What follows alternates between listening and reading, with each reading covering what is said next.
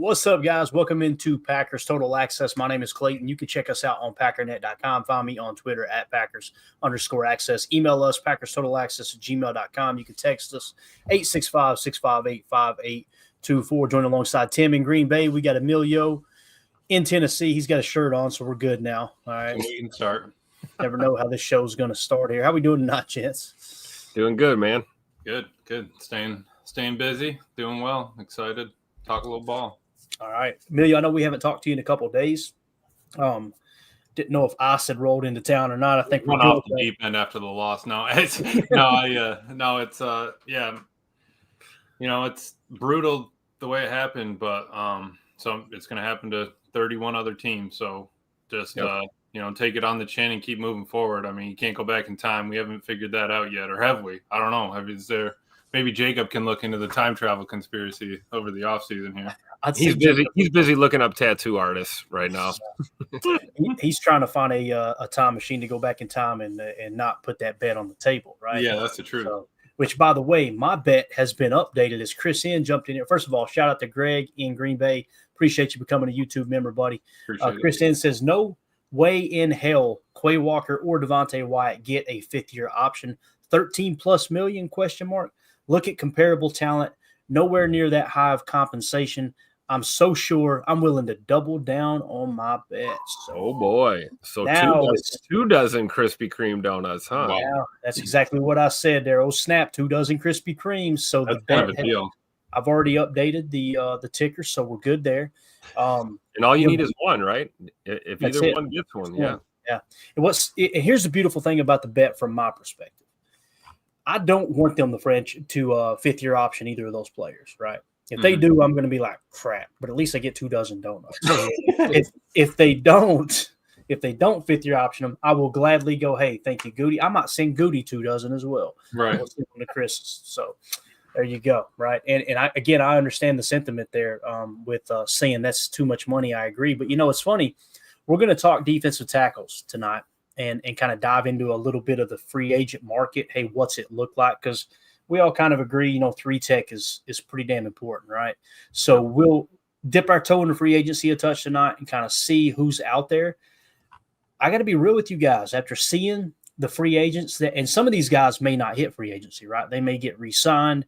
I don't see any of them getting a franchise tag, to be honest with you. But there's a good chance that a good portion of these guys will return to their club. But when I looked at these and then I went back and looked at Devante Wyatt, I'm like, there's none of these guys that I look at and go, yeah, they're significantly better than Devante Wyatt. So it's starting to look like, and it's early in the process, someone could get cut, someone could get on the trade, be put on the trade block, right? But as it sits right now, guys, I'm kind of looking at, if you're going to upgrade it, you better do it in the draft, Right. So we'll dive into all that. Emilio, one thing we hit on while you were gone is we talked about and tried to identify the players that are primed for a contract restructure. Okay, we try to do that this time of the year. And I wanted to mention, everyone, the date that you want to earmark on your calendar for these restructures to get done, no earlier than February 20th, I would imagine. So right around the 20th, start keeping an eye out for it. It'll probably happen somewhere between the 24th and the 29th if it does. But here are the players, Emilio. Me and Tim talked about it this morning. Jaire Alexander, Rashawn Gary, Jordan Love, Elton Jenkins, Xavier McKinney, Kenny Clark, and Josh Jacobs. And what that simply means is they have a significant amount either in base salary or roster bonus, which can be converted to signing bonus and then, moved around to spread out over the cap. Now, what's beautiful about that, I want to get your take on it. Once the draft class, that money's kind of set aside and give or take a couple million, because we may trade back and it'd be cheaper. We may trade up and it'd be more expensive, right? You're looking at about $29 million in cap space, roughly, give or take $5 million. And then after the restructures, what you're looking at is on the high side, $64 million in cap space. If you kind of max out the structures, 32 on the lower end. So I'm looking at probably somewhere between 30 and 40 million after the restructures are done. Here's the other thing. I want to turn it over to you, Emilio, get your take. Like I said, me and Tim talked about it earlier. When you look at these restructures too, think of it in this point. If you do a restructure and you lower the overall cap number, it might not necessarily even be about, hey, let's free up room to sign someone this year. It's if you shave off $2 million off the cap and you're doing what we call cash over cap, you're trading cash money for cap space is essentially what you're doing. That cap space is going to roll into next year. So these restructures, a good portion of these are still going to get done. It may be on a minute level, and it might not be to free up enough room to go get a free agent that they want. But it probably will happen. Anyway, what's your take on all that, man? Yeah, no, I think that, we can get get a little bit more money in the pocket. That's always good. I'd take 60 mil, but even if we, can wiggle it up a little bit just to give yourself a breathing room, like you said, roll into next year with a little bit more, I think that's a great option. And, at some point they got to get paid. And at some point we got to take a little bit from them. I mean, they're never going to always be at the peak. So I do think that that's something. Wasn't it Preston that signed and then he got restructured like that year right after? Gary did too. Right. Yeah. So that's something we got to be ready for. I think that's always going to happen. And it's just something that needs to keep the team moving forward, honestly. Yeah. It's very important. Like I said, not just to sign free agents, but to create, to literally shave the cap hit number down so you can roll it into the next year. It's important. So, Jacob, what are you shaking your head about? What's your problem? Well, you live from the Oval Office, I see there. Rusty Hurts from the Oval Office. Go ahead, sir. Yes. I'm taking a break from my dancing skills. Afam just says Jacob's taking a break from Fortnite. First of all, I don't even quite know what that is, but I know I don't do it. I don't do Fortnite. A Fortnite is 2 months, Jacob. I was going to say, no, a Fortnite is 4 days. No, 7 score. I don't know, man. How are you guys doing? We're doing good, man. We're just in here trying to talk a little salary cap before you come in. It just took it completely off the rails. I love it, though, man. Wouldn't have it any other way, man. Right Jacob over there looking for his tip money. Yeah. 2 weeks. I'm sorry, Jake. I know I seen a Buffalo nickel under here somewhere. Where'd that thing go? Love it. Put that name in my mouth right there. Chris in the chat. Goop can't continue overpaying, i.e. Kenny, Rashawn, Jaire. Pushback may be Jaire, but remember he stayed the highest paid corner for multiple years, all while playing less than 50%. All true. All that is true. Joseph in the chat, agree. We have to avoid overly costly existing roster retention. Man, that sounded really intelligent. And turn the page where upgrades are available. Fresh blood can also bring new energy. CXA. Great point there as well, right? Even if it kind of feels like it might be a push, like let's say TJ Slayton walks and you sign one of these free agents that we kind of uncovered earlier today, it might make sense to get some new blood in here, right? And Dan Lang in the chat says, after the ridicule I took from the purple-loving dipwads during the workout yesterday morning over the Packers' loss, it was sweet to go into a silent gym this morning after the Vikings were scolded. Dan's fairly close to you, Jacob, is what I'm learning. So, yeah. I had my first day on the job in Minnesota today, and I tell you what, I was walking around like this. How's everybody? And everybody else was just walking around like, woe is me. And I already went through my heartbreak, man. It's done. I'm good. Yeah, I'm already on the rebound. You kidding? Yeah, I cleared that up. Were you wearing a Packer shirt, Jacob? No, they wouldn't let me do that. But I did have I have a wristband that I wore, and people like looked at me like, oh. That'll show them. Yeah, that'll show them. By God, that's what I'm talking about. Listen, Jacob, what makes them more angry, the Super Bowl championships or the Hall of Famers? I think it's just the fact that they know that they're a shell of what they like. It's all of it. It's the Hall of Famers. It's the 30 years of dominance. Basically, it's the trophies. But it's just more the fact, like it's one of those things with the Viking fans. They know that they're like half of the people that talked to me today went, how you guys hanging out with how you feeling about the loss? And they're like, we expected it. It's just what it is to be a Vikings fan. It's just what it is. It's part of the thing. I'm like, oh God, part of the thing. It's hilarious watching the Sam Darnold talk happening right now, man. He went from the savior to get him out of here. He's calling for KOC's job too. Are they really? Yeah. Oh, yeah. I've seen that too. Ryan shared a bunch of it, and he's like, "It's good to know that we're not the only crazy fan base." That's wild. I was laughing at I think it was you, Clayton, retweeted. It was the Mike Tomlin, Sam Darnold agent. It was Mike Tomlin's face. I was in tears, bro. It broke me up. Have you seen it, Jacob? Yeah, I have. God, it was money, man. That was my favorite of the night. When I seen it, I literally spit on my phone. I laughed so hard. I was like, he looks so wore out, boys. I was just like, I can't handle these Yinzers anymore. I can't do it. That's my favorite meme I saw was a picture of AB taking his clothes off while he left the field, and then it Yeah. just shows Mike Tomlin once he hits the playoffs. It was like, oh, poor guy. AB's been on one here lately. He Let me has, tell you. dude. He absolutely has. I don't know who's making his memes. He's got Justin maybe on retainer or They something. have but Justin out there doing it. he's Bro, he's I'm telling you, the Jerry Jones one just broke me completely, man. I was just like, no he chill. shared when he goes Keith Oberman's pool, and it's just Anyway, let's take a walk through Twitter real quick, and we'll be negative for a second if that's all right with you guys. Matt LaFleur and Keyshawn Nixon were supposed to meet today. Ryan Wood had tweeted out. This is how the tweet read, exactly by Ryan Wood. Go give him a follow. Matt LaFleur asked about Keyshawn Nixon not wanting to return kicks so he could be cornerback one. Matt said, quote, "That was interesting." LaFleur asked for his thoughts, said, quote, "Keyshawn and I have a really good relationship, and we have a meeting today to talk about it. Imagine Nixon might return kicks in 2025. So here's the thing that I was talking to Tim about, and we'll get everybody's take. And I want to know if your mind has changed, Tim, because I love Tim's approach. Tim's approach is always, is that hearsay? Is that an actual quote? Do we have facts? Right? Jacob's like, let me tell you something. The moon isn't real. You know what I mean? I love just the difference in opinion that we all have. The thing that stood out to me when I read this quote, and I actually heard him, say this, was cornerback one. Did he just spill the beans on Jaire Alexander? You know what I mean? So, Tim, I know we had a day to think about it. If your answer is still the same, if you know what I mean, I want your honest opinion. I want to go around the horn with that. That's kind of what that feels like. Why would he say that? Yeah, maybe he knows something no one else does, and he just kind of dry snitched on himself a little bit. And on top of that, Tim, remember what Jaire said? I ain't got nothing nice to say. Right. And he left, right? So it's like, holy cap, it might be happening. Anyway, go ahead, Tim. Yeah, maybe Keyshawn jumped the gun and let something slip there.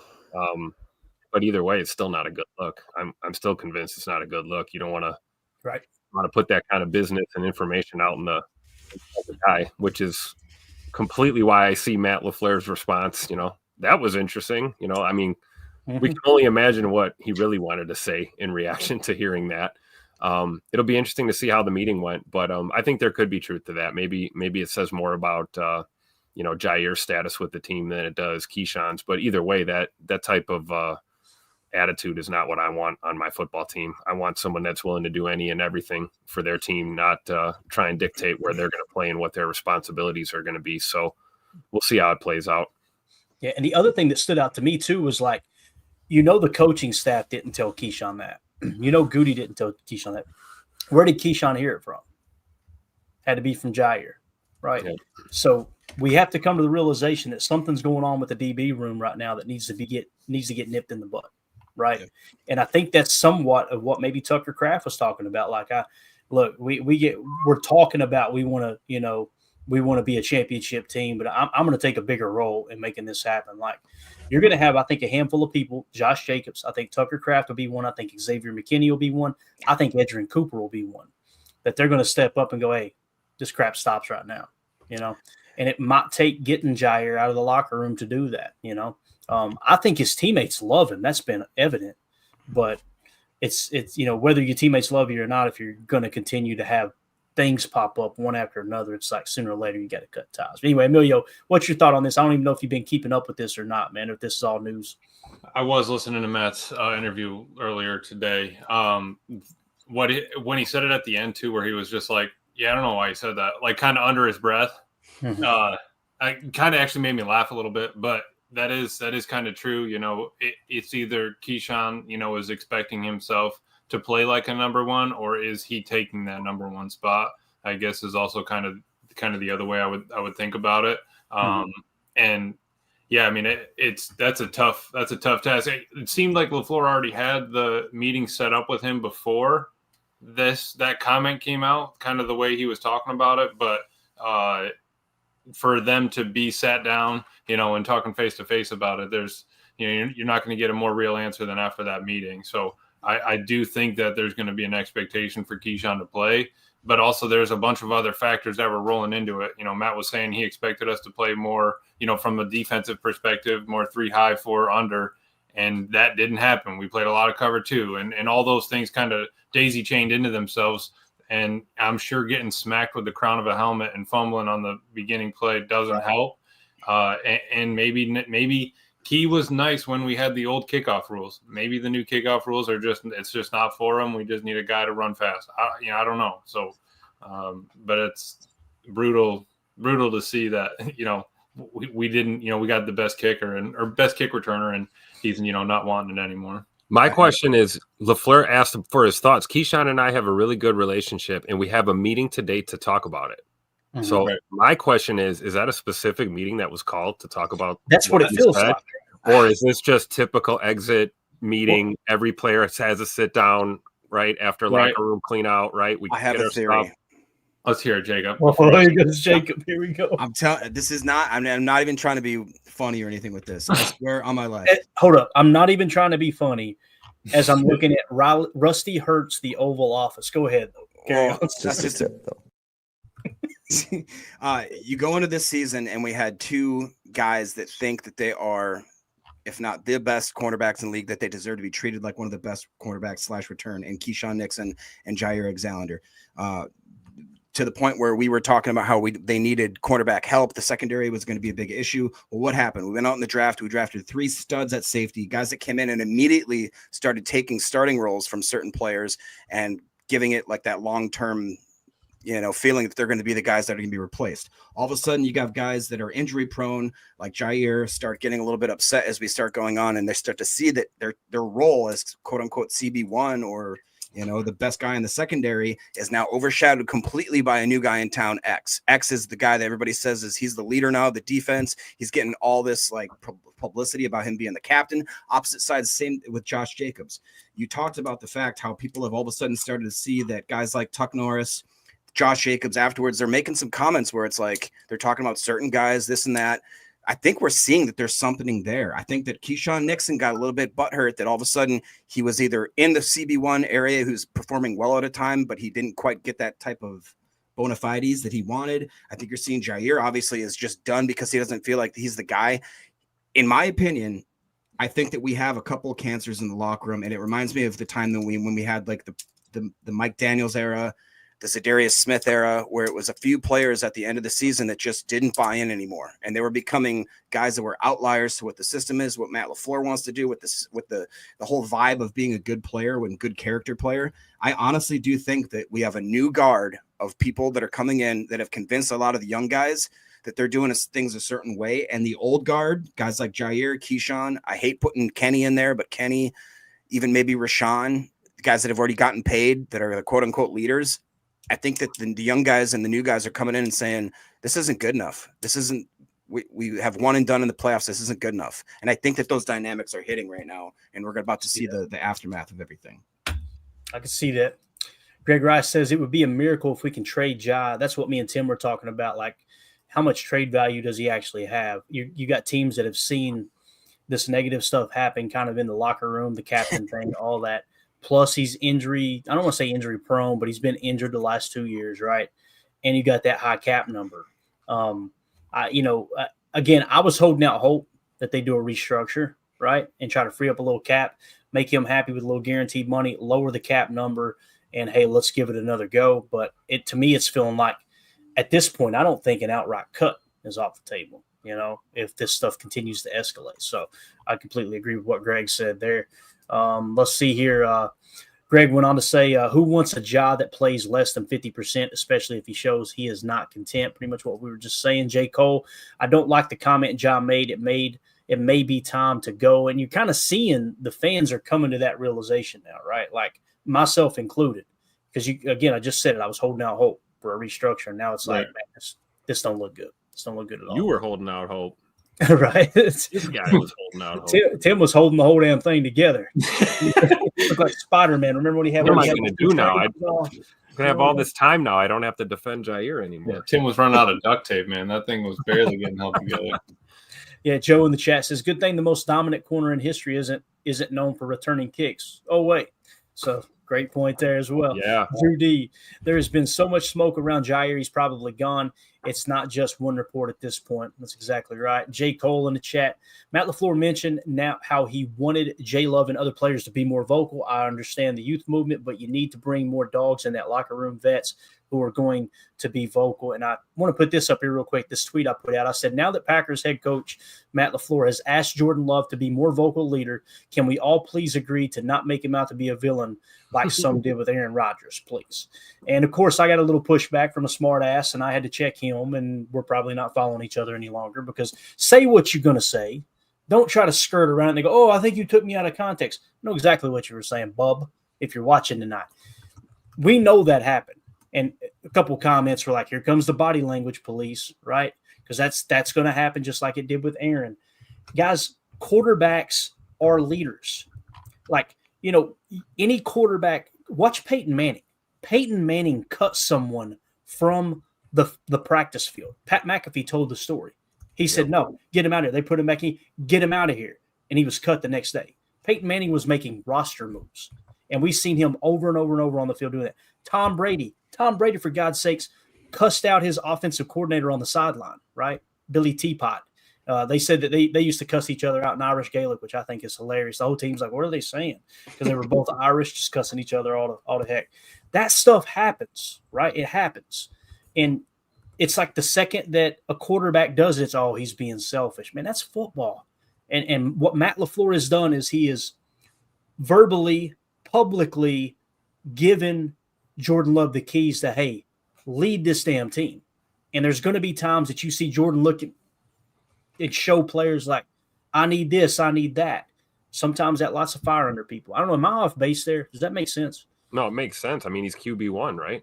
And then, I mean, if you look at Jordan, he's not the most boisterous, vocal dude by nature. I'm not saying he's as quiet as, like a Romeo Dobbs or something. But, leadership comes in many different shapes and colors and forms and styles and ways that you go about it. But I think if Matt's asking Jordan to just be more vocal, I think we'll see a situation where Jordan takes that on. And when he speaks, people listen. You got a lot of guys that are vocal all the time. We just had a conversation about Jaire and Keyshawn Nixon. There's a lot of vocal there, but I don't know how much people are listening, So if you got a guy like, Jordan Love that's willing to speak up and demand excellence and be a little more vocal, I think it will make a difference out there, at least from the offense's perspective. Locker room guys are locker room guys, but out there on the field, you want QB1 barking orders and taking control, right? I think he's got to be. And do you see the way that, Rashawn Gary reacts every time he can get in an interview with him? I think that carries over to the defense. If that guy's talking, you're listening type thing. And I see where Matt, at some point, Matt's not on the field. If you need somebody to straighten up in between the 53 yards that they're playing, Matt can't run out there and grab him by the face mask. You know what I mean? That's not going to happen. That's, you can barely have that happen in practice now. That's something that has to come from the players. I think that, Love is getting there. I think that he's always been quiet. So for him to kind of be vocal in the face of like the camera, also like on on that kind of day, I think that's going to be something that, that he needs to kind of grow into. But I think he's ready at this point to take that over and move forward with, carrying this team, carrying the torch. Like Matt said, every time we get something good happens or a win, he's going to get praised. Every time something bad happens, we got to get rid of Jordan Love. And that's going to keep happening forever just because that's how people think. So, I mean, you mentioned Rashawn. I wonder if that's why Rashawn always took all those opportunities to jump in those camera shots and hype him up. Like, right. I wonder if Rashawn was trying to coax that vocal leadership out of him a little bit. Right. Brent, it's funny you said that too, Emilio, because Brandon Steed on Twitter or on X, a great post here, said, I'm seeing a ton of people on here who criticized Jordan Love before he took a snap, then were cheerleading for him when he took off last year and are now back to bashing him. Just know I see you and I do not respect you. And he showed the trash thing, which is so true. It's okay to critique him. It's okay to, all right, here's what we're seeing. But this whole up and down, 1 second he's a franchise quarterback, the next second he's not a starter. It's just, we got to, again, I use realistic timelines and try to keep my emotions in check, and doing that going back in time. Aaron Rodgers, Matt Schneidman was drawing a comparison earlier tonight on his show about Aaron Rodgers. It was year 3 that they won the Super Bowl, I think, with Aaron as the starter. And it talked about all of the coincidence, everything that lined up perfectly with the timeline for Jordan Love, right? I drew the comparison of Brett Favre, albeit it was 2 lifetimes ago, but the same thing, right? Only one. This year here, the Packers won 2 more games than Brett Favre's Packers did his second year as a starter. So, again, just to put things into perspective, right? Could it have been a sophomore slump? Possibly. Possibly, right? Yeah. But are we going to just turn our head on the guy just because he didn't win us like a playoff game this year? It's like, all right, now you got to go. Like, you got hurt at the beginning of the season. He's carrying this team. I mean, it's not like, it's not like we didn't pay him. It's not like we didn't already have faith in him. Give me a couple things that he did better this year. I think that, like Matt was saying in his interview, his footwork's gotten better. I think he's a lot sharper to get to the top of the drop and let it rip. I think that he's been a lot better at checking on checkdowns and getting rid of it, even if it is him running up to the line that Jacob hates and just ripping, or Tim ripping, the swing pass to the left way out of line. Yeah, okay, but last year we were complaining that he wasn't even getting to the checkdowns, and that he's just humming it, just letting it fly. So when can we be excited about any progress that he's making? Yeah, it's a great point. Very true. Jake, if you got anything to add to the Jordan Love talk here, man, before we move on?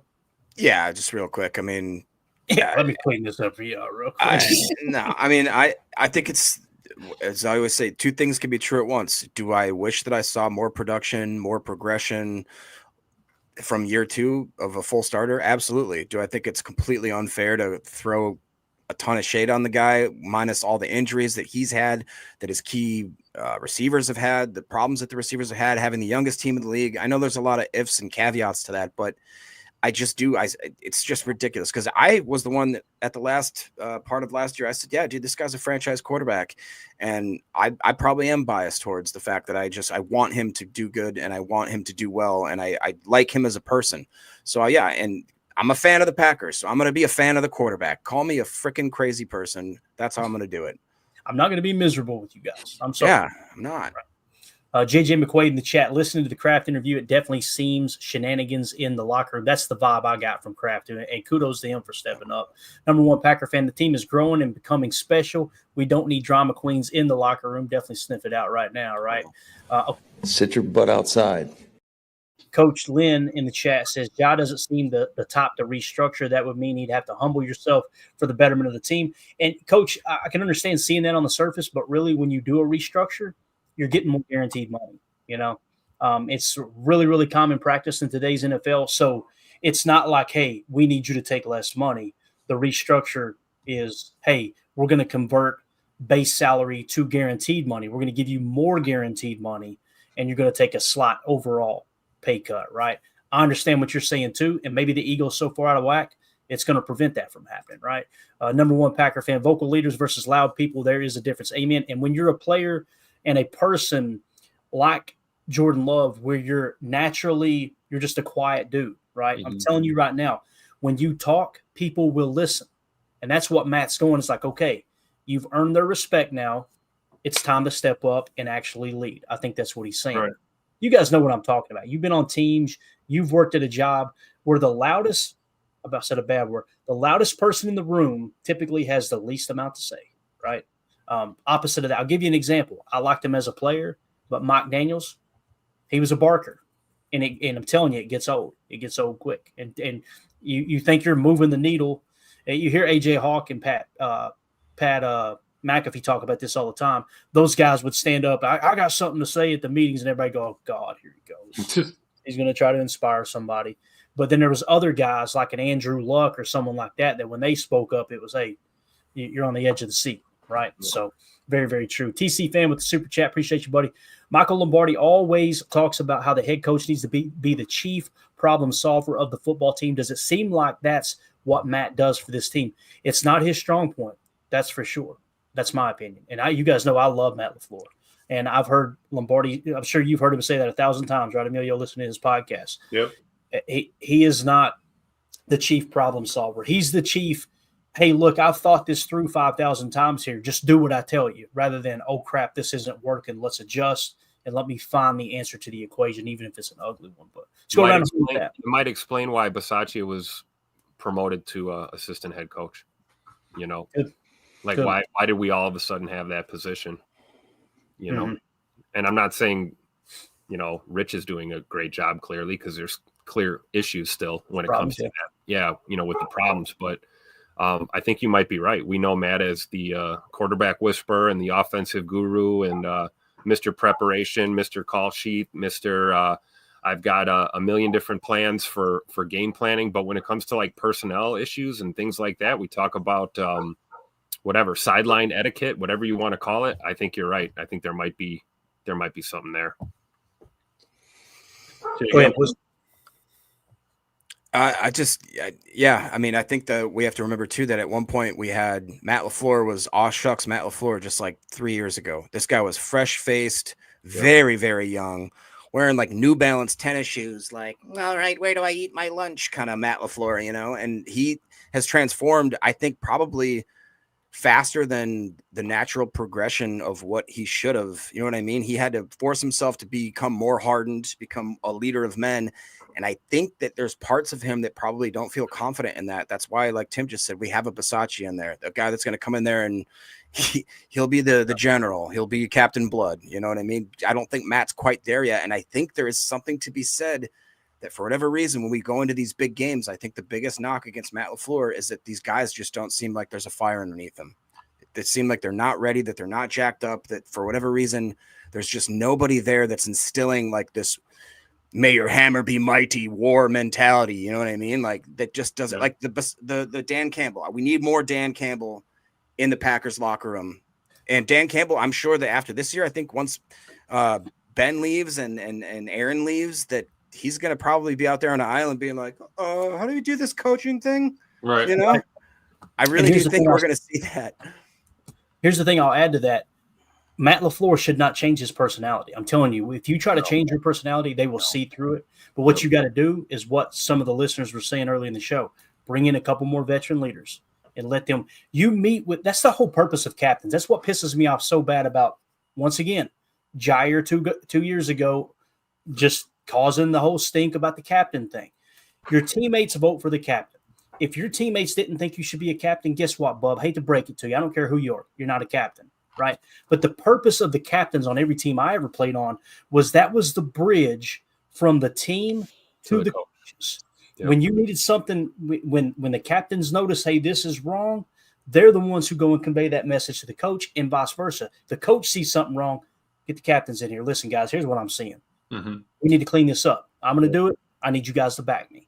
Right. Maybe we need to get rid of this different captains every week crap too. And we need to have a team vote after the 53 is established, and we nominate our captains, and those are the caps, and we just go forward. Yeah. And here's the problem with it, Tim. I completely agree with you. That's what Matt LaFleur did when he came in. And you know how much of the fan base was going, this captain's thing is stupid. People are obviously getting upset. Just remove it. No, you remove the weak-ass people that can't handle captains. That's the answer. This is the byproduct of 2 years ago, us taking the easy way out and going, okay, everybody, we'll pick captains every week. It'll be fine. Usually the guy that's going, I should be captain. I'm the captain. That's the last dude on earth you want being your leader. Yep. And then you got to line up next to them on the field, and you think no one in the back of their mind, all that's on their mind is, why ain't I captain? Why ain't I captain? And you're going to actually go out there and convince yourself that dude's laying it all on the line for me. I'm going to lay it out here for him. Ain't going to happen.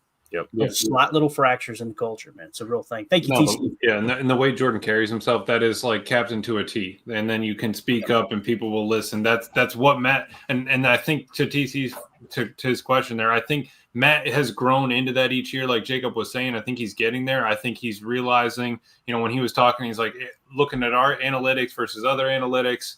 Where am I? The play action, all that stuff going on. I think he's trying to grow into that. I do think he like you said, he's hit a couple walls here and there that definitely need to be hammered out. I think he's going to look back and say, like he's asking his players to come back from, or back ready for the offseason or whatever. When they come back, I need you to be physically ready and I need you to be mentally ready. I think Matt needs to do the same thing. Like he's asking him, I'm going to get mentally ready by, trying to prep myself for these sorts of situations or get, I need to make a decision on, X, Y, or Z. But I do think that he can get there, even though he's not that kind of, hard ass screamer sort of thing.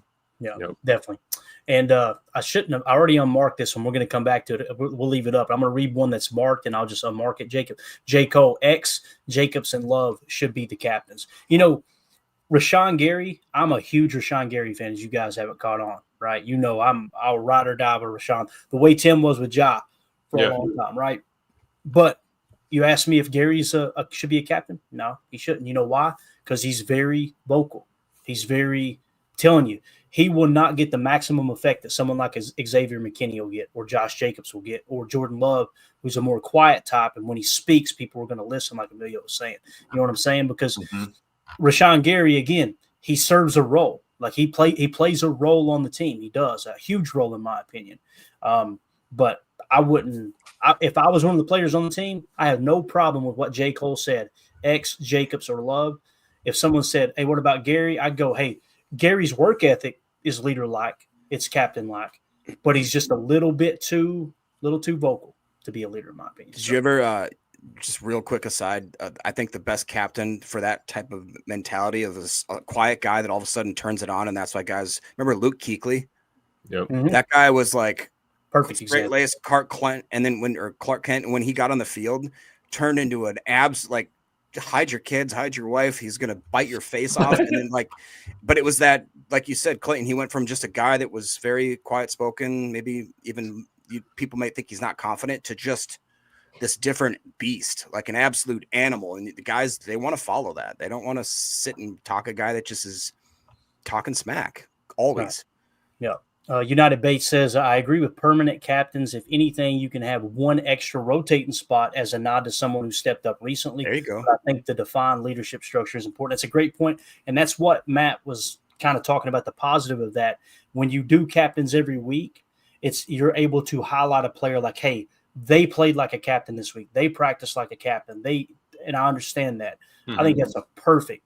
You have different levels to it. You got the captaincy, then you got the G of the week. Everybody notices you in the locker room, but you're not walking out there for the coin toss, things like that. I like that idea. But you're right. Everybody needs to walk in that locker room when we cut down to 53 or whatever. And I need everybody, even if you want to do it at 91, do it twice. Somebody can be, preseason captain. Somebody's going to be regular season captain. Everybody write 3 names down on a piece of paper, put it in a hat, and we'll go count them in our room. Like that's what it's got to be. I mean, if not, nobody is going to believe anybody when you're out on the field. If you're down there and Sean Ryan's captain and you got Josh Myers sitting next to him, like, dude, I'm not listening to Nacho Libre over here. Like, this isn't going to go down. Like, so that's where something. Jordan steps up, smacks Josh in the back of the head, and says, "I need you to pass block." All right, my bad, Jordan. I'm sorry I got you killed. Like that's where you're going to get that kind of reaction. I like Bates's idea. You pick one offense, one defense, and then you leave a third, for the nominee of the week or whatever. That's probably a good compromise, right? Yeah. Venom Slash in the chat said, "Where was Kenny Clark this season? I didn't hear the broadcasters call his name this season." Hey, listen, Kenny had a historically bad year. Now, if you were to say, Clayton, defend it, there's only one defense I have. He played a whole lot of one tech, touch spy, a bunch of it, and that's going to reduce the numbers. With that being said, though, it was still a really bad year. And again, no surprise to me. I don't think it's a surprise to these guys, although we expected in a new 4-3 defense where everyone's telling you it's going to be one gap, explosive, just turn it loose. That is not what Kenny did this year. He was one touch spying, or he was that double team, that one tech spy a lot this year. So I think that has a lot to do with it, Venom Slash. But with that being said, Kenny, I think Kenny's best years are behind him. That's just me personally. Hopefully he proves me wrong next year. Now, Milltown Corey, Jordan Love just had an injury-plagued second year starting. Jordan will be fine next year, especially with Devante Adams back, baby. Go, Pack, go. That's what I want to hit next. All right. And we got a couple minutes before hour 1 is over. Tim, if you'll give me a screen grab, I'm going to put a video up real quick. It doesn't matter which one it is. We're going to play an audio clip from Kay Adams's show earlier today. You just put it up whenever you're ready. Here we go. So this was from Up and Adams. I heard y'all talking about me. That's right there. This was from Up and Adams earlier today. Devante Adams was a guest on there. And I want you to listen to the answer he gives about the Green Bay Packers here. What do you think the Packers need to focus on, like knowing just like the culture of that team? What are they going to focus on in these coming months? Well, first off, that's kind of impressive. You know about the black bag. Mm-hmm. It's sad. It makes me so sad. Everybody gets that black bag. That's a sad day for sure. You're walking around doing the physicals and all that stuff, and it sucks. But if I had to say if I had to try to pinpoint something, I think that the Packers, obviously, it depends on the health of their team, coming into, the beginning of next season. I think, obviously, if Josh is banged up and it's Josh Myers, if he's still hurt, they're going to need to, do something about that. Hopefully they have somebody, behind him that's ready to go and ready to fill that void. But you have those. You got to see what's up with Dobbs and Christian. Obviously, Romeo having a few plays this year where he ended up a little banged up and hit his head on the ground. So seeing where he is with that, and, you never know. It's kind of that Tua situation where it can be, a week, or it can be, it can extend out longer than that. So we'll see. I'm praying for him either way, but I just think it kind of depends on the health of the team. And it's looking right now like, obviously, they might need some receiver help in one way or the other, just based off of what they have available. And maybe a veteran or something in there. I don't know. We'll see. What do you? Kay Adams out here recruiting. She got us Xavier McKinney. Might as well bring Tay back. Go ahead, Kay. Jacob, I know you got to go here in a minute. I want to get your take on this, man. 2 weeks ago, I go, guys, come on. Can we stop with the Tay Adams stuff? It's starting to heat up now. Hearing Mark Tauscher do his spiel earlier today, this makes a lot of sense. What's your take on this, man? You for it, against it? How do you feel about Devante Adams potentially coming back to Green Bay, man? I'd be 100% for it if the situation is right. I think that Devante Adams, I mean, think about what he did. He had his whole career in Green Bay with with one Hall of Fame quarterback that was just basically, an instant connection, almost guaranteed every time he throws on the ball. And he leaves to go to the Vegas Raiders. The Raiders. And then he goes to the Jets. Mm-hmm. I mean, I'm sure that he's looking around going, all right. I'm sorry that I got a little, mouthy. I got a little greedy. Here's the thing, guys. It's like when you guys ever had a girlfriend that you ended up leaving for another girl, and all of a sudden it was flashy and it was fun, and all of a sudden though that you start shiny realizing new toy. It's a shiny new toy, but all of a sudden like your couch has got cigarette burns in it now, and your cat's missing. You don't have any money in your bank account. And you're like, I should have not left that lady. I think that's what he figured out, man. He wants to come home. He wants to have stability for the rest of his career. I think he misses having a fan base that understands that they love that person forever. I'm just waiting for them to ask him the real question. Ask him, Tay, you going to take less money to go to Green Bay? Well, just ask him point blank. You're going to take less money to come to Green Bay? Here's the thing. I was looking at his salary cap hit, and this is really strange how it's set up. And Jacob, you just go when you need to, or if you got another point, just jump in. You got anything else you want to add to that? No, I'll hit y'all up tomorrow night. No, there's tons of stuff I'd love to talk about, but I would love to see him come back, to be honest, especially with the Watson thing. I don't know what's going on in Dobbs' head, literally and figuratively. So that's where I'm at. All right, cool. Good deal. Jacob over here looking for Devante Adams somewhere. Hey, be careful, man. Stretch that back before you get back on the pole tonight, okay? Rusty Be out. at the office. He said rusty out. So the cap number, Tim, I was looking at it, right? And I pulled up the Jets cap situation here. Devante Adams' cap hit is $3.2 million. And I was immediately like, what the hell's going on here? His dead cap, according to Spot Track, okay, and you guys go double check this, see if you see any numbers anywhere else. His dead cap number is showing 11.2. But here's the beautiful thing. When a player is traded like that, to the best of my knowledge, what travels with him is the base salary, right? And the, any bonuses, like any bonuses that are already paid out, they're already paid out. That's why when you trade a player or cut a player, that money accelerates to the current year, even if you got voidable years, because that money's already been paid to the player and it has to be allocated for the team that issued those bonuses. You understand? Right. So this feels like, to me, if I'm looking at this right, Tim, $3.2 million would be the cap hit. If I'm looking at it right, let me go to 2025 here. I'm in 2024. Let me just see what happens. So it might just be as simple as wash your hands, wash your butt, man. That's it. That's all. Look, here we go. Back, right? Here we go. Check it out. In 2025, it's showing $38.3 million cap hit. Huge, right? Huge. Mm-hmm. Dead cap is 8.3. So you see what I'm saying? That doesn't add up. Like there's something, the salary will have to be negotiated, or if you can try to, and I don't even know if you can do this, get the current team to absorb some of that salary or do a restructure like Rodgers did when he went to the Jets. Remember, Packer fans, they're going to be in cap hell. And the second Rodgers went over, he took that huge pay cut, right? It would take something like that from Tay, according to the 2025 numbers, if I'm looking at it correctly, because it's all base salary, it looks like, 35.6 million. So it's possible. It probably would take a restructure, but I think what you're saying too, Tim, is if he can go out and seek trades from any team, it's going to come just like as if he's in free agency. Yep. What contract you going to give me, right? What are we going to work out? What agreement are we going to get? So I see your point. After looking at that, it's obvious what the Jets did was this year with that 3-point whatever it was, hey, let's kick that can down the road. And now they might be able to potentially, because that's not bonus money. That's right. Base salary. So that should travel with the player or it has to be negotiated. Anyway, go ahead, man. I was going to say, I think at this point, maybe we should put money on the side for a second and think about the fact that Tay probably wants to win, you know, and at this stage of his career, you know, the window's closing. Let's be honest. You're not going to win a championship with the Jets. It's not going to happen. You weren't going to win a championship with the Raiders. But if you come back home, I think everyone would agree that you probably got a better chance of competing for a title at some point.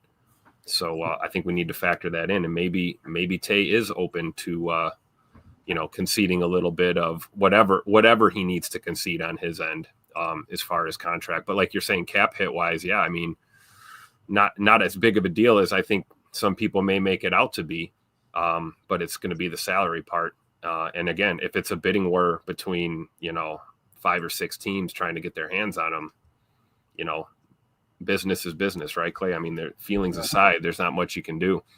Yeah, I think that's a good point, Tim. I mean, if it does come to a bidding war, there's not much that we would have, you know, in that kind of attempt. I think it would be more along the lines of Devante's played here, knows what it's like, knows how to be, you know, in Green Bay in the locker room, living up here, go to Oakland, wanted to be close to family. That didn't work out. Go to the Jets across the country again. Didn't like that. I mean, is it just time? You know, you're still chasing that ring, like you said. So do we want that ring? How bad do we want it?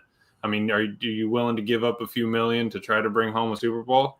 Are you on Lombardi? Whatever. I mean, I think that's where he's got to be. I agree. Definitely. And we'll get to those super chats. I see them rolling in. Appreciate you guys. So the way I'm reading this right here, gang, and just to take a quick look at it, it's all base salary. 35.6 million in base salary. Somebody was asking how much of the guaranteed's left. The guaranteed's pretty much gone. The dead cap attached is 8.3 million, and that's only in this remaining guaranteed money on these next 3 years, 2 of which are voidable years, which will be accelerated the second that he's cut or traded from the Jets. So it would be one of those things where if you traded for him, you're on the hook for that base salary unless there's a renegotiation. But again, if you're going to trade for him, you got to be ready and willing to take that money on if he's not willing to negotiate. You understand what I'm saying? So they'll definitely have to Jets are interested in Jaire Alexander at all? Tim, there you go, man. That might be the answer, right? Seriously, you laughed about it, but hey, I'm just, loud, man. The Jets. You go to the Jets. You call the Jets up. You go, hey, man, how about a player swap here? Player swap, and let me tell you, Jaire Alexander. We've never seen him this healthy. We've never seen him this healthy. He's ready to go, and he's going to look good lined up across from Sauce Gardner. It's going to be great. So go ahead and pull the trigger. Amelia, what do you think about those numbers that we just showed, man, and explain? Because it's essentially what it's going to be. He's going to have to agree to a change. Now, here's the thing. If you traded for him, you could cut him, and you're not on the hook for any guaranteed money according to this, because there is no the workout bonus $100,000, which that may be get redone. You get the restructure bonus of $2 million, and then $2 million and $2 million on voidable years. But again, that's on the Jets books, not ours. Right. So, I mean, that would be the question. If he's not willing to take a cut, you got to kick rocks. I mean, I'm sorry, I'm not picking up 35 mil. It's just not happening. But yeah, we got to pay Zach Tom. Right, but we don't want. Yeah, and that's it. We don't want to get into the position where the Jets got in with Reddick, right, where they traded for him. Got the dude here, didn't have a contract squared away, and he just sat out for 2 months. That would, infuriate me just as much. If we traded for the dude and he's out until week 8 trade deadline, then what are we doing? So I do think that's got to happen. So Turtles with the line of the night, Tim. I seen you grinning like a possum over there. Tay should be set for life with that Taco Bell deal. Take the discounts. Those commercials, am I the only one that thinks those are cheesy as hell? Oh, yeah, they are. Every time I watch them, I cringe. I'm like, cheesier than the tacos, for sure. Yeah, definitely cheesier than the tacos. Not as cheesy as those Cinnabon Delight Balls, though. Let me tell you, those things are just fire. Oh, man. All right. Anything else? Still didn't get the check. Still giving them the promo, though, right? Not yet. Not yet. We do have the image, though. That's what we're looking for. Look at this guy. Trying to get our hands on that. It's like he's got that. Emilio pulling up his Uber Eats order live on the stream. Unbelievable. Yeah, so let's just walk through Twitter real quick and some of the Tay Adams posts, that fans were throwing out. And even because I know the chat's talking, they would rather have like some are saying T. Higgins over Tay Wicks. I don't know, man. At that point, I would take the devil I know rather than the devil I don't. And it's not even calling T. I'm just saying, we've known Tay. We know what he's been about. He's been here. He knows what it is. He's played on the field, all of that stuff. We're going to bring a guy in from Cincy that, that doesn't have any kind of gel. Jordan Love's at least thrown a pass to Devante before, right? That's let's start there. And Devante's played in a Matt LaFleur offense before. Yep. Absolutely. Yeah, it's interesting with the Higgins thing. T. Higgins is going to cost a lot more than Devante Adams, and on top of that, there's people that say, yeah, T. Higgins' numbers would be better if Jamar Chase wasn't on the team. Don't you think there's a chance? And I'm just kind of playing devil's advocate. Don't you think there's a chance that T. Higgins' production goes down when he doesn't have someone on the roster taking coverage away? That's very fair. That's the other side of that conversation, right? Yeah, people tend to just focus on targets, and they're not focusing on the nuance away from how he's getting those, how he's getting wide open, how he's getting single coverage, how there's no safety over his top, all that stuff. Exactly. Yeah. So again, Aaron Rodgers, our Aaron Rodgers, not the Aaron Rodgers, tweeted this out. If the Packers bring back Adams, where is your confidence in this wide receiver room? Go Pack, go! Obviously showing Romeo Doubs, Christian Watson, Jaden Reed, Dontavion Wicks, and Devante Adams. The beautiful thing that I thought about, guys, we need to get to those super chats. I'll get to those next. When you talk about Devante Adams coming in, these young receivers being able to pick his brain on route running and how to be a pro, boy, oh boy. We were just talking about veteran leadership, wasn't we? Yep. We were just talking about that. And we were just talking about, I forgot who that was. Was that Wicks or Melton you were mentioning when we were talking about, the release to the stem of the route and, tightening things up? Tay's your guy right there. And like Coach was saying, that pick of Wicks looks like a carbon copy of Tay. That's the truth. Really and that's, half of them say that they've watched him before. Half of them, base their game off of it. He's been doing it for, a long time. Why not, use that information that he has? And for the kids watching at home, to refresh their memory, Devante was that dude that everyone wanted to run out of town in his first and second year. He had drop issues. Right. There were a big portion of the fan base was tired of Devante Adams, and we stuck with him, let him develop, and he became one of the best receivers in the NFL. So here we are talking about bringing him back for obvious reasons. Tim, did you say drop issues? This team doesn't have that. We were only 32nd in drops, Tim. Yeah, and again, I just want to point out 65 signed off here. Mark Tauscher says time to bring Tay back to the G&G, so he's all on board. Let's go. If you could have heard him get excited on that, because I think it just kind of clicked with everybody today. Like, it's unlikely he comes back, but this is the first time we've got to the point where it's like hearing him say that on Up and Adams. It's like, this is a real possibility now. This is a real possibility. And I'm sure McManus will give up his number. He'll give his number back to Tay. It'll be no problem. Oh yeah, you kidding me? Travis Stone with the super chat. Appreciate it, buddy. He says Jordan played so bad. Tom Clements peaced out. Come on, man. That's your opinion. We appreciate the super chat. Mike Hebring with the super chat. 17 calling Goot right now. Devante Adams calling Goot right now. Hey, listen, I effed up. If you guys have ever seen, obviously, what is it? The Hangover, right? Yeah. Great movie, by the way. Don't watch that infamous call from the Vegas suite. Yeah. Yes. Listen, we effed up. So, Mike, thank you for the super chat, bub. Appreciate you. Let's see what else we got on Twitter. Let me pop this down and make sure there wasn't anything else we want. Respect Orange just says let Tay Adams wear 12 for the laugh out louds. Oh boy. So this was cool. Nick Corte on Twitter said, how would you say that, Emilio? Nick Court or Corte? What do you think? I would say Corte. Corte. All right, little A at the end. Yeah. Most snaps entering unrestricted free agency. Minnesota Vikings, 45.4% of their snaps are leaving in unrestricted free agency, or at least hitting unrestricted free agency this year. 41.1% of the Washington Commanders are. 40.3% of the Miami Dolphins, 35.5% of the Chargers, 34.9% of the Jets, 32% of Dallas, Vegas at 30.4%, and Kansas City at 31.2%. Guess who has the fewest amount of snaps leaving in unrestricted free agency? That's your Green Bay Packers at 14.6%. So this core is intact. And what's crazy is the players that we talked about on our free agent list that are kind of set to leave in free agency or at least test the market. I think we got them right here. You don't look up at a bunch of these and go, yeah, got to get them back. What you're doing is you're opening up roster spots for that next draft class and one or two free agents, right? It's what it feels like. So the big thing here, Emilio, I know you missed out on this. We got the PFF grades listed here along with these players. Me and Tim were talking about it. We feel real good about bringing back, like we talked about, of Eric Wilson and Isaiah McDuffie. I'd like to see him bring back Eric Wilson. I think he's a valuable part of the special teams. I know Tim agreed. Zane Anderson for the right price I'd be okay with. He showed flashes there at safety, and he's a good special teams player. 80.8 was his PFF grade. Bo Melton, obviously exclusive rights free agent. He'll be back for pennies on the dollar. Aaron Mosby, same thing. Daniel Whelan, same thing as exclusive rights free agent. Emmanuel Wilson, exclusive rights free agent at 82.9. There's a chance someone offers him a contract that we might not be willing to match. If that's the case, probably going to be second or a third rounder in return for him if that happens. But obviously we hope he does return. So anything you want to add to these free agents right here? Because I think it's cool, man. Like I said, when you highlight this right here, that the fewest snap percentage in the entire National Football League that's entering the unrestricted free agency. It's pretty wild, man, how the Packers are built here. Yeah, and I think go back to that other one. Yeah, I think looking at that, even if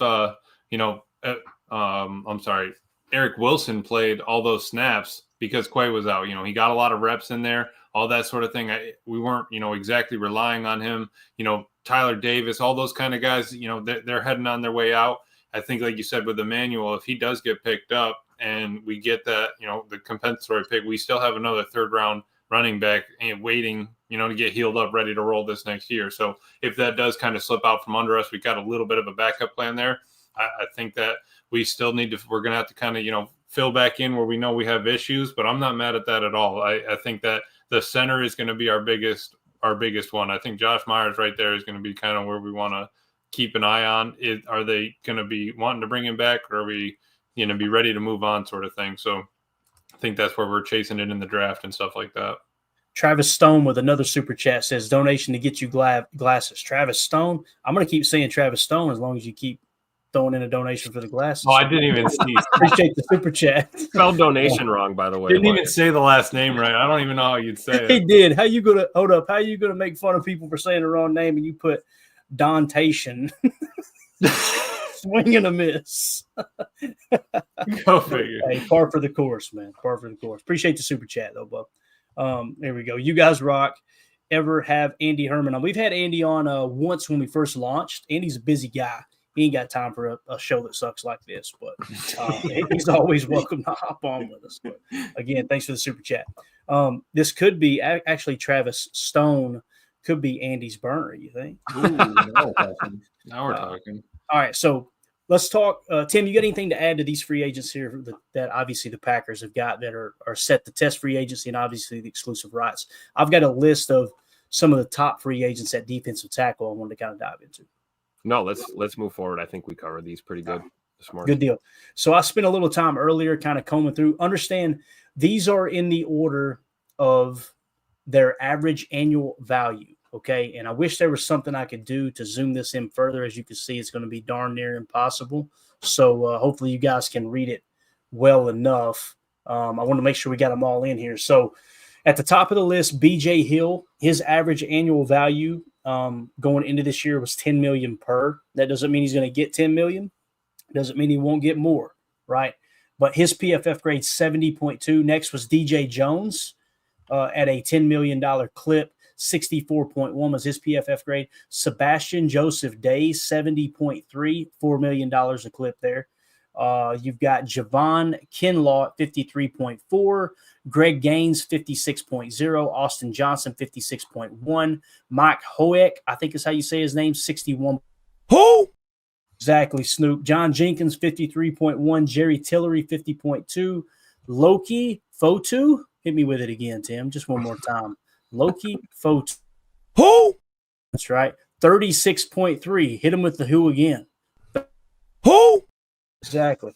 Limball Joseph, 54.1. Kevin Givens, 49.6. Jonathan Hankins, 35.9. Levi Ozo, I think you've got this one. Who? Ozurike. Yeah, you helped. I don't know. I'm not a doctor. 69.4. He played for Detroit. You've got Taven, I think it is. It's so small here. Taven Bryan, 58.1. Derek Inato at 35.8. Jeremiah Ledbetter at 63.0. Maurice Hurst at 45.3. Adam Butler, 56.9. Benito Jones, 51.3. Daniel Kool-Aid. There you go. Kool-Aid, 60. Who? Then you got Khalil Davis, 47.3, and then Milton Williams at a 70. Who was just in our backfield all game last week. All game long. So and what's crazy is I put up the NFL Pro on him, and he didn't have like a crazy year because he didn't play a whole lot of snaps. But I will mention this: his pressure rate, Milton Williams, 12.5% this year. Now keep in mind, Kenny Clark was 6%. He got twice as many pressures on the quarterback than Kenny Clark did, who's one of the highest paid. I think he was the highest paid interior defensive lineman in all of pro football this past year, according to Cap Hit. So I wanted to show that and get your all's take because really you've got just a handful of guys that you go, hey, yeah, that might be worth bringing in. But I don't know how you guys feel. We always talk about you never overpay for good. You only overpay for great.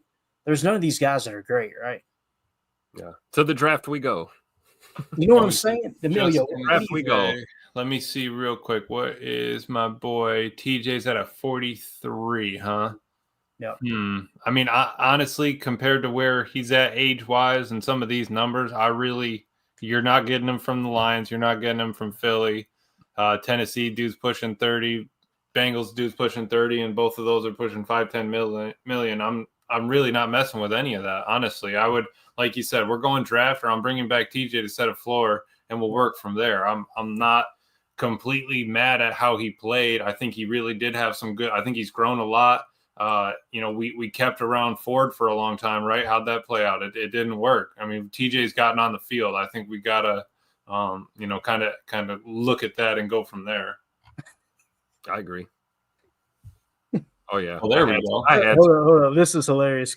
Carlos Baldwin says, fire LaFleur, fire Love, simple. I don't care what nobody say. If you say different, you're delusional. And then Prince came in and said, Carlos is the youngest, worst acting of the Baldwin brothers. Oh, I love it. Man. Needed some comic relief, right?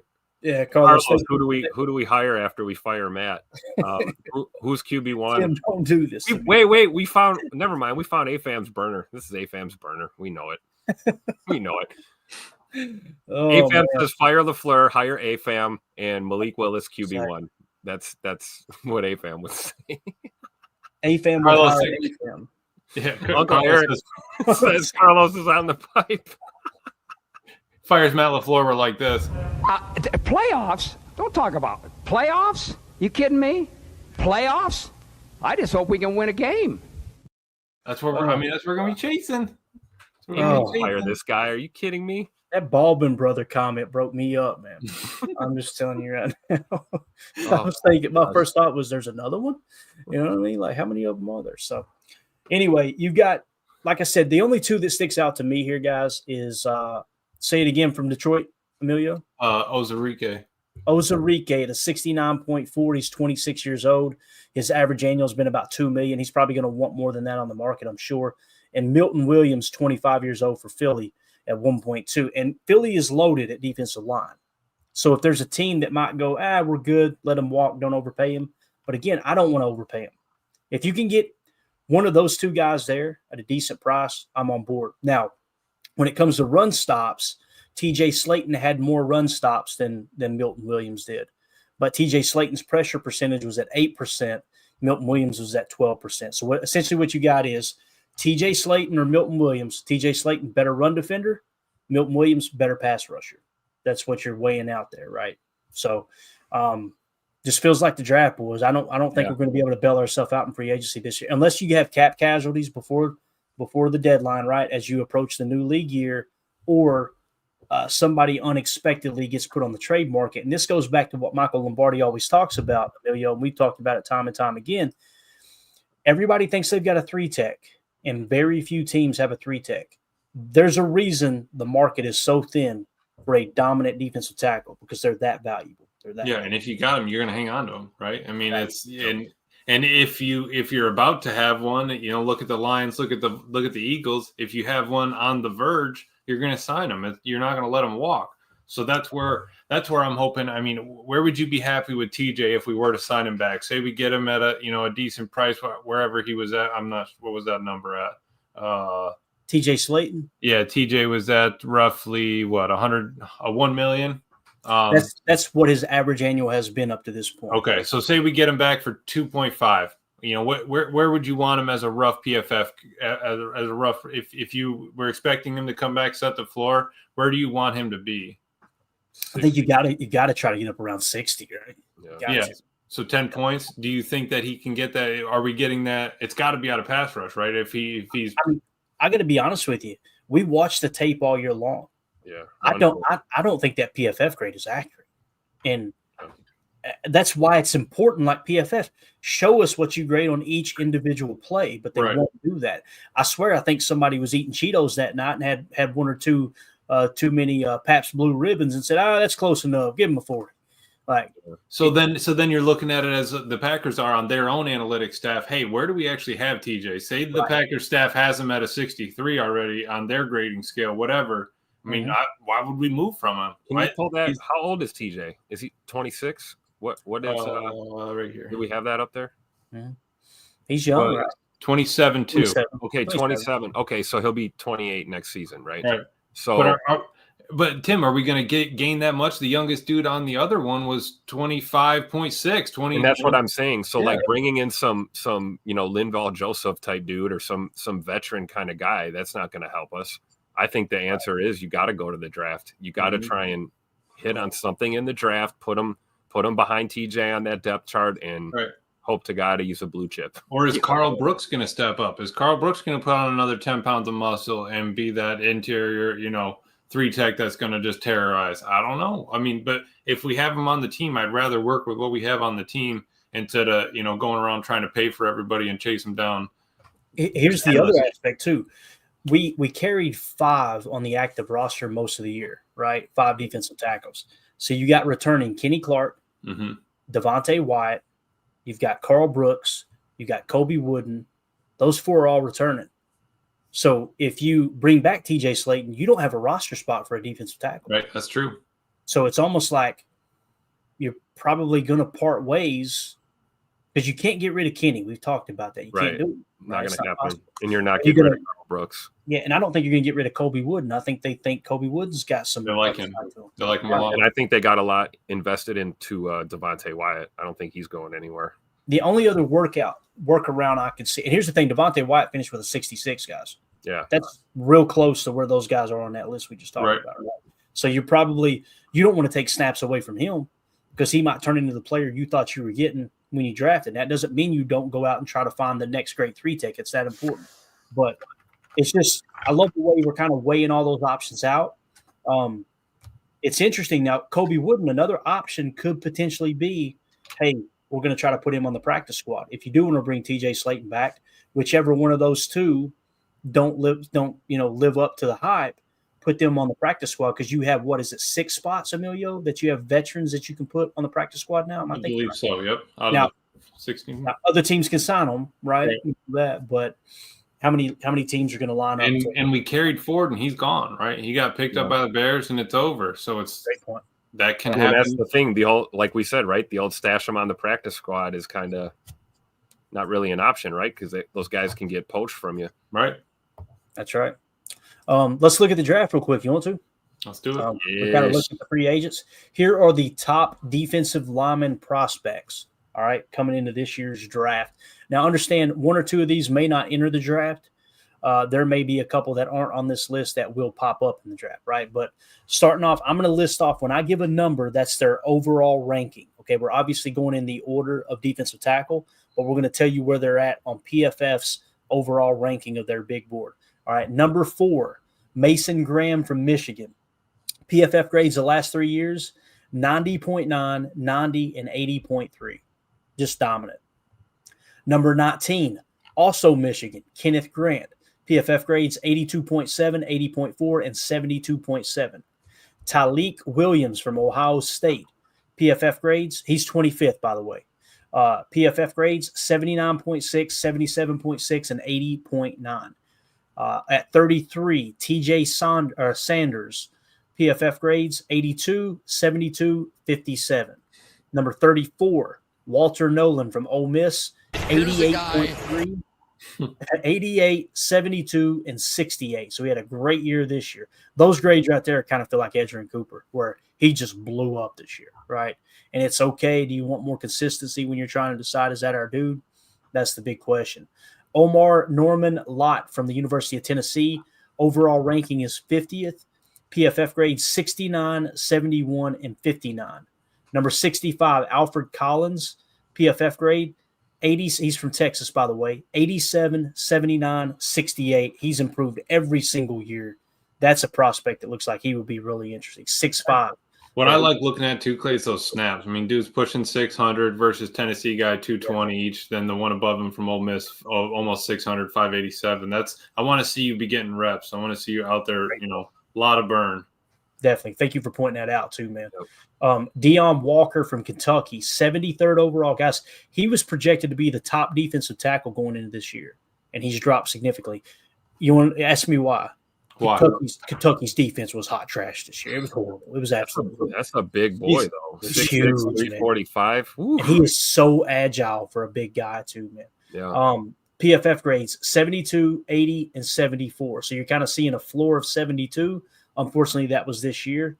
That ceiling of 80 at the college level. Could be a mid-round steal. Yeah. Young. Look at the age. 6'6". Right? Yeah, 20.8. Not even 20, maybe 21 by the draft. Yep. 6'6", almost 350. I mean, he's probably closer to like 335. But that's something that you would want inside. I mean, we need him to take up space. We want him to be explosive. I think you can get that out of that. Yeah, definitely. Derek Harmon is 83rd overall with the Oregon Ducks, 83, 78, 59. That's a guy who's gotten better every single year and got the most snaps he's gotten out of his college career this year at 591. 104, Darrell Jackson Jr. He's with the Florida State Seminoles, 70, 63, and 72. J.J. Peegs with Ole Miss, ranked 106, 73, 66, 71. Simeon Barrow Jr., 116th out of Miami. His PFF grades 79, 72, and 75. So just wanted to show a couple of those guys, a few of them. We really showed the defensive tackles in the top 100, right? If let's say the draft fell perfectly in place based off of their rankings. We know it won't. Quarterbacks will be valued more. Teams will have lower grades on some of these guys. They'll have higher grades on others. But let's say it did fall in that place. We're picking 23rd. Theoretically speaking, in our wheelhouse, if Kenneth Grant doesn't fall, listen, Mason Graham's going to be long gone. That's the dude I think is going to dominate this year defensive line. You're looking at Tyleik Williams, 25th out of Ohio State, TJ Sanders. Especially once they lose to Notre Dame, maybe Mr. Williams' stock will plummet a little bit. We'll get him. I'm Tyleek is nice on college football. They got him like Amelia. He is tearing it up, man, on Ultimate Team. I'm just saying. I love it.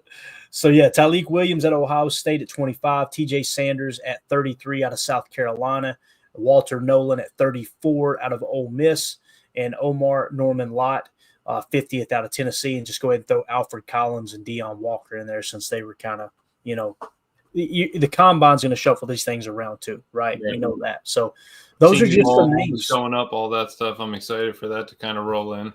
Now, here's the thing. College is much different than the pros. We know that. Edrin Cooper's PFF grades transferred right over. Puka Nacua a couple years ago transferred right over, right? So it's possible.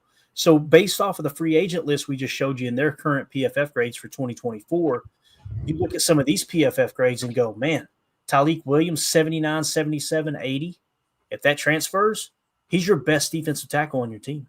Right. 82, 72, and 57 for TJ Sanders. If he's somewhere between 70 and 80, he's your best defensive tackle, right? Walter Nolan, 88.3 this year. That's the dude that's really, really piqued my interest, is Walter Nolan. And listen, stylistically, there's going to be some stuff coming to play. Are they a one tech? Are they more of a three tech? What tools do they already have in the bag? All those things are going to come into play. But I just think it's really interesting, man. The whole reason we did this exercise for the morning show and how we've wrapped it up here this evening is what we've determined is defensive tackle and free agency. There's no Christian Wilkins this year, right? Just he's not there. So that's kind of what we're looking at. It's looking like it's probably going to be the draft or a trade unless someone gets cut before free agency. This should probably be the formula going forward too, right? Like when we look at position groups of need, let's look at free agency and then go to the draft, That's what we're going to be doing all offseason, man. I'm excited about it. We'll just continue to dive into these. Next up will probably honestly be either center or cornerback. Probably cornerback. We'll kind of dive into some of the cornerbacks and see, okay, how's everything looking? I may not take that. It took a long time for me to create that image with the grades on it, so I probably won't have the time to do that. But we'll pull them up and kind of cross compare grades to who's going to be available according to Spot Track. So, Amelia, what are you thinking? Anything else at the forefront of your mind here when we're talking D tackle, man? Or are we? Do you think we're on the right track? It's going to happen through the draft. Yeah, I think so. I mean, after kind of looking at it, TJ, where we're at with the guys already on the team, I honestly think they're going to be expecting more. Who's already out there and played for us than where we're going for the draft. But if we do, we're definitely going to be using that phone, Tim. Let me tell you what. Wait, you said, oh, sorry guys. I checked. Gilbert Brown's not available. Oh. I was looking to trade up to get him, Tim. All right, let's do this. Let's look at the free agency rankings real quick. And then we'll get out of here. We're at the 117 mark. We've already talked about defensive tackle specifically. Let's look at free agency as a whole according to PFF. Again, this isn't everything. This is how PFF ranks them. You're going to notice some players are grading out lower that are ranked higher. That makes no sense to me, but that's PFF for you. That's how they do things sometimes, right? So here we go. Number 1, T. Higgins at the top of the list. His projected contract is going to be 4-year, $28 million per. That doesn't mean that's what it's going to be. That's just their guesstimate. We've seen this last year. There was a lot of players with that projection that went much higher, right? And we did find through cross-checking and analyzing these numbers, they're getting the numbers from Spot Track, I'm pretty sure, is where they're getting these projections from. Number 2 is a guard, 25 years old, Trey Smith, played for Kansas City this year. So obviously he's still playing. He's set to be a free agent. 4 years, $20 million per as a guard, all right? His PFF grade 78 this year. Javon Holland, safety, 24 years old. I think we would all agree we don't need a safety, right? We're pretty good there. Chris Godwin, wide receiver, 28 years old, 86 before he demolished his leg this year. That's going to come into play right there, obviously. He may not even be ready, to be honest with you. I was trying to see if they've mentioned it. Didn't mention it. Khalil Mack is set to be a free agent. That dude's 112 years old, but his PFF grade this year, 90. Dude, last year, he's still playing, bro. Yeah. Still, I mean, I'd be okay on a 1 year. I would, I just talk don't about know those names and those type of dudes that might push you over the hump. I mean, yeah. He's played lights out. He's been so dang good. DJ Reed, cornerback, 28 years old. He's I guess obviously the top corner in free agency. 3 years, $16 million per is what the number is on him. If you maybe want to try to fill in the cornerback room with a free agent, if indeed Jaire does walk, right? I always like the way he played, though. What's that? I always like the way he played. Yeah, I think he's number 3 on the Jets. Yeah, he's a thumper. Yeah, definitely. Amari Cooper, 30 years old, wide receiver. Ronnie Stanley, tackle. He's 30 years old now out of Notre Dame. He's obviously on the backside of his career. Sam Darnold, they've got him projected, guys. 3 years, $41 million per. You think Minnesota going to pay him $41 million per after he crapped the bed? I just don't see it, man. Look at that WAR, 2.83 in WAR. I mean, he's bringing in points for the team, man. But yeah, that's a tough look. It is, especially with the previous year at 130 snaps with a 66 flat. Like one of these don't belong. Yeah, right. Let's see, Josh Sweat, an edge defender, 27 years old, played with Philly. 73.2 was his PFF grade this year. They're saying he's going to get $18 million per. Stephon Diggs, wide receiver. Let's keep it moving. Seriously, everywhere he goes, his teammates end up beating him, don't they? They bring Stephon Diggs in, you can guarantee Ja's gone. this Hassan Reddick situation that the Jets traded for him, right, from Philly, I believe. Yes. And then he held out most of the year. That's what I'm saying. If Tate does that, I would spiral if that happened when we did. You know what I mean? Like if we tried to trade for Tate and he holds out like that. Yeah. There's no way Goody pulls the trigger on the trade without a deal, right? Yeah. And I think they learned their lesson. But then when he did get on the field for 392 snaps, he was hot garbage. 50.5. That's hilarious. Charvarius Ward, 28 years old. Played for San Fran. They're saying $14 million per at 3 years. He had a bad year this year. Yeah. One of those don't belong there. You got to be realistic about that, right? I look at Ward was a name that popped up kind of right away when we started thinking about cornerback, and he's one of those guys too, where like we talked about Josh Jacobs with that down year, like which one are we going to get? And he might be a guy you take a swing at, I think, if you're talking about corner, because 2024 stats could be an anomaly. We know the dumpster fire that was that 49er locker room and the type of year that they had. I don't think it's a full indictment on him as a player. Maybe a change of scenery might help. But somebody to look at. In this Halfley defense, man, he'll step right into that easy, right? So, again, PFF grades starting in 22 coming forward, 81, 84, and then this year he was a 56. Like I said, I'd say he's probably too. Look at the snap count. Yeah, exactly. 694. I mean, previous to this year, consistent with almost 1,200 snaps each year. That's what you want to see, dudes that's out there all the time. And at some point, San Fran's going to have to start getting rid of some of their players. Got to. You're right. DeAndre Hopkins, 78. All right, moving along. Rasul Douglas, guys, look at this. No. Here's a guy.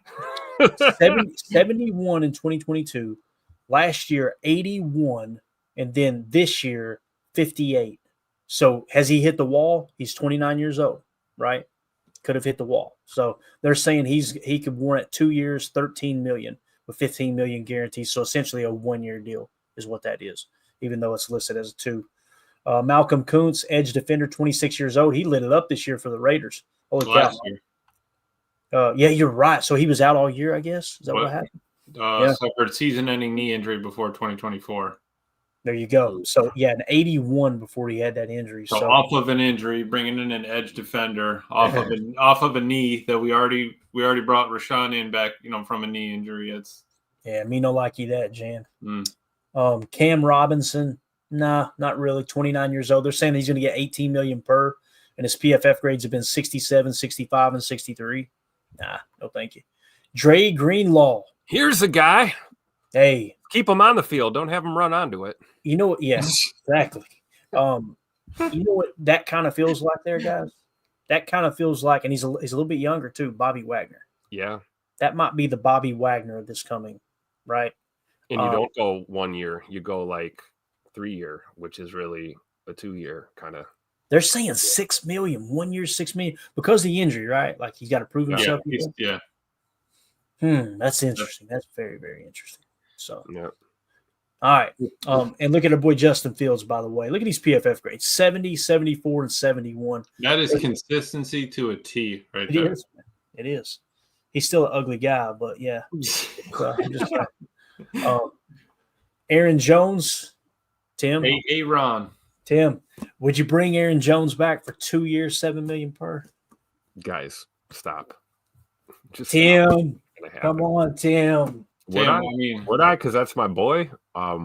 Yeah, of course, only for personal reasons. But looking at that running back room, where does he get carries? Where does that? How does that work out? Look at the PFF grade too, Tim. 86. This is going backwards from 2022 coming forward, I should say. 86, then dropped down to an 80.9, and this year dropped down to a 75.4.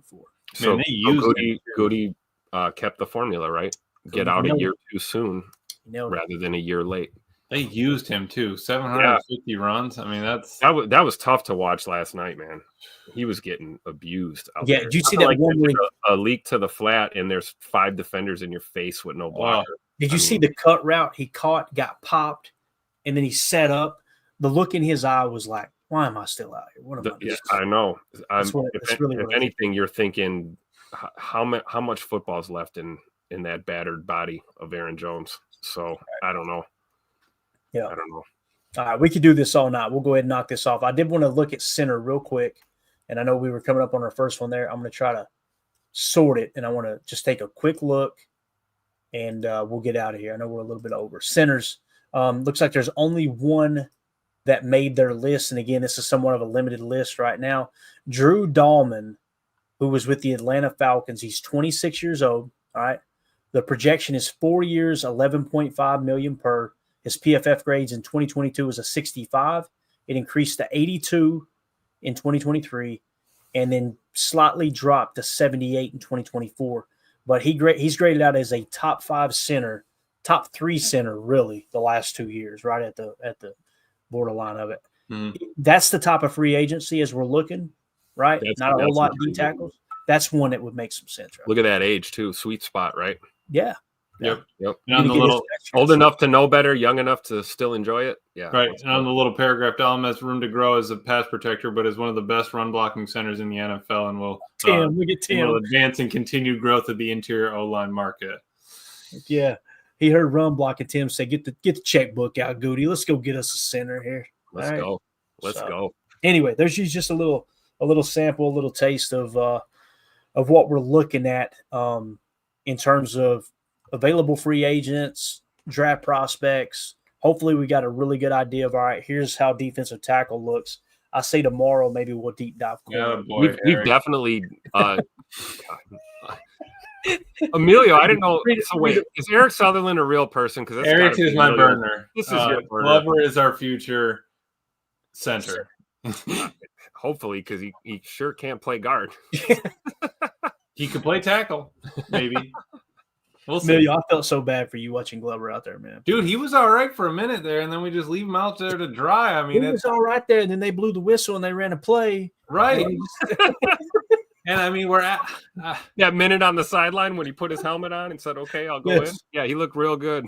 Next time we're taping his fingers together, so he's only got 2 claws to grab people, and then we can kind of go from there. Rock lobster up in here. I like. No, hey, I'm really not mad at the way he popped in there and played, to be honest. But yeah, then you probably get away to some of your running game too. If you're at, because we, like Matt was saying, we ran a lot of guard pull in this year instead of as many sifts and all that stuff. If we have a lot of guard pull lead plays in the game plan, and you bring in a rookie that's had 5 snaps all year basically, and asking him to pull around Josh Myers and that defensive line getting pushed. It's a recipe for disaster. Yeah, and that's fair. Like we're joking and giving him a hard time, but like I think he played about as well as a rookie could play against one of the best defensive lines in the league. Short notice. Yeah. Yeah, that's a tough ask. There's no doubt about it. Last call, Fractal of God. Still have not heard from him. I have heard from Mark Zambito. So Mark Zambito is, if I don't hear from Fractal of God by midnight tonight, on Patreon or any other platform, then the autographed picture of Carl Brooks blocking the field goal there, the game-winning block. is going to go to Mark Zambito. So again, Fractal of God, if you hear this, shoot me a text message, 865-658-5824, or message me in the Patreon group as soon as you can. Okay, we're going to give it to Mark Zambito if we don't hear from you. So anything else, guys? Anything else? Did we get final results on our YouTube poll? Oh, let's check it out. I'm glad you said that, Tim. Thank you for reminding me. So here was the question. Who do you want to represent the NFC in the Super Bowl? What we're doing here, guys, we're picking our PTA playoff teams is what we're doing. All right. So here are the choices. Playoffs? Washington Commanders, the Detroit Lions, the Philadelphia Eagles, or the Los Angeles Rams. Winning the poll here with 102 votes, Washington Commanders at 37%. The LA Rams were at 32%. Then you had the Detroit Lions at 16%. Everybody's still pissed off. I want names and addresses of everyone who voted for Detroit now. It's everybody still pissed off that the Eagles smacked us in the mouth, Tim. That's what found one, Tim. I found one. There he is. Greg Rice. How dare you? How dare you? All right, so again, guys. Advice for y'all. Take 2 weeks off, then quit. That wasn't the advice, but that'll work. Here's what we're doing. The PTA NFC team that we're going to be rooting for is the Washington Commanders. All right. Listen, your vote might not have won, but get on board. Okay. Get on board. That's why we vote. Get behind the cause. All right. So you got some out there like, I'm not going to, so quit asking. All right. What we're going to do tomorrow is we'll do a poll question for the AFC team. Larry. Hey, Emilio, you got something to share? Larry Cannell said, can't have commies win anything. Damn. That is the truth. If there's anyone that can veto this vote, it's Mr. Larry. All right, I'll just say that. So, love it. All right. That's it. The show sucks. You guys know it. For sure. That's why some of you already left. But appreciate you, Emilio, Tim. This is awesome. Absolutely. Tim, I guess I'll see you in the morning. Yes, sir. All right. We'll be back in the morning. Good morning, Lambeau, at 8:30 Central Time to get your day kicked off. We'll talk some more Packers. Appreciate everybody. One more super chat before we go. Chris N, $2. Adrian Cooper needs to reopen Club 56. Oh, I remember Club 56. Nick Barnett started that, right? Yes. He was actually a DJ on the side too. Did y'all know that? He Nick DJ'd Barnett? my cousin. He DJ'd my cousin's bar mitzvah. Word. I'll just make that up. DJ Nikki B. Anyway, all right. Shout out to everybody with the super chats here. First of all, Greg in Green Bay, new member. Appreciate you, buddy. TC fan with the super chat. Thank you, sir. Travis Stone with the super chat. Thank you. Mike Hebring. Travis again. And then Chris M with the super chat there on Ezra and Cooper, man. Appreciate you guys so much. We'll see you in the morning. Everybody have a great evening. Bye. And we go. Bye, guys.